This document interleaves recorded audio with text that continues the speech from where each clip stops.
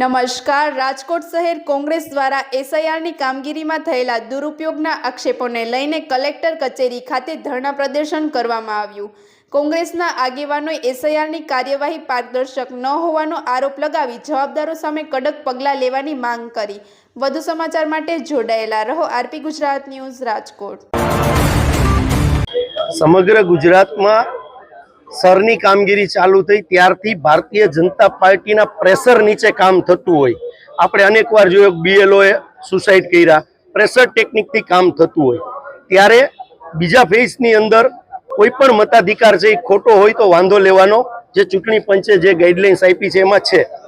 પણ તારીખ 16 પછી 16, 17 અને 18 3 દિવસમાં એવું થયું સમગ્ર ગુજરાતમાં કે એક વિધાનસભામાં 50 લોકોનો પણ વાંધો ન આવ્યો। પણ 16, 17 અને 18 પછી એક વિધાનસભામાં 7-7 હજાર 10-10 હજાર લગીના ફોર્મ નંબર 7 ભરાણા। ફોર્મ નંબર 7 ભરાણા એટલે એનો મતલબ કે આ જે 8000 માંદાઓ 7 નંબરના ફોર્મ ભરાણા હતા, 8000 મત છે કાઢી નાખવા માટે તંત્ર પેલા મતાધિકારને નોટિસ આપે। તો અમારી આજે માંગણી છે કે ભારતીય જનતા પાર્ટીના એક ક્યાંક ને ક્યાંક કઠપુતલી બનીને તંત્ર કામ કરી રહ્યું છે।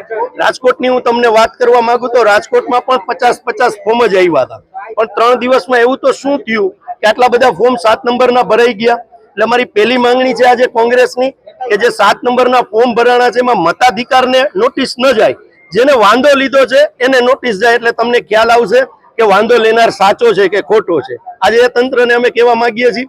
બીજો જે અમારો પ્રશ્ન છે કે જે એઆરઓ છે એને જે વાંધો લેવનાર જે ફોર્મો આવ્યા છે એના સીસીટીવી ફૂટેજ કોંગ્રેસ પાર્ટીને આપે કે કોણ વાંધો લેવા આવ્યું, કોણે ફોર્મ જમા કરાવ્યા વાંધા લેવામાં, એ સીસીટીવી ફૂટેજ આપે અને જેને વાંધો લીધો છે એની જેમ સૂચિ ડિક્લેર કરી છે એ ડિક્લેર કરે કે ભાઈ આ 10,000 લોકોએ વાંધો લીધો છે, આ 10,000 નામ સામે।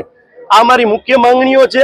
જો આ નહીં સંતોષવામાં આવે તો આવનારા દિવસોની અંદર હાઈકોર્ટમાં પણ જશું અને જરૂર પડશે તો જે આમાં ક્યાંય ને ક્યાંય અધિકારીઓ છે એ ભારતીય જનતા પાર્ટીની કઠપુતલી બનીને લોકશાહીનું ચીરહરણ કરવાનું કામ કરતા હશે એને અમે એમની ઓફિસમાં પણ બેસવા નહીં દઈ। ઉગ્ર આંદોલન કોંગ્રેસ દ્વારા છેડવામાં આવશે, કારણ કે બંધારણની અંદર મતાધિકાર છે સમગ્ર ભારત દેશમાં વસતો નાગરિકનો પહેલો હક છે। જો એ હક મારવાનું કામ તંત્ર પણ કરતું હશે ભારતીય જનતા પાર્ટીના કહેવાથી, તો તંત્રને પણ અમે બેસવા નહીં દઈએ।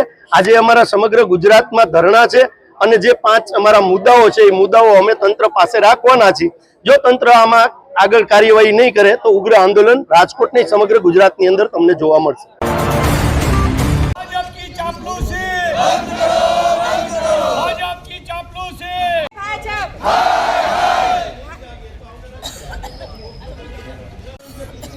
મતદારોને ન્યાય આપો, ન્યાય આપો, મતદારોને ન્યાય આપો, ન્યાય આપો, મતદારોને ન્યાય આપો।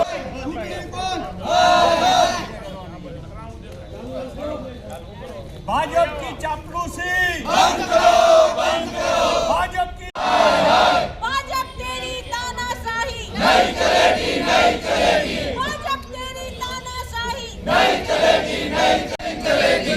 कांग्रेस पार्टी जिंदाबाद, कांग्रेस पार्टी जिंदाबाद, कांग्रेस पार्टी जिंदाबाद।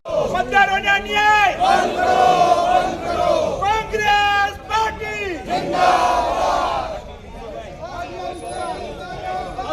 कांग्रेस पार्टी जिंदाबाद, कांग्रेस। 7 નંબર જે ફોર્મ ભરાણા છે અમારી પહેલી માંગ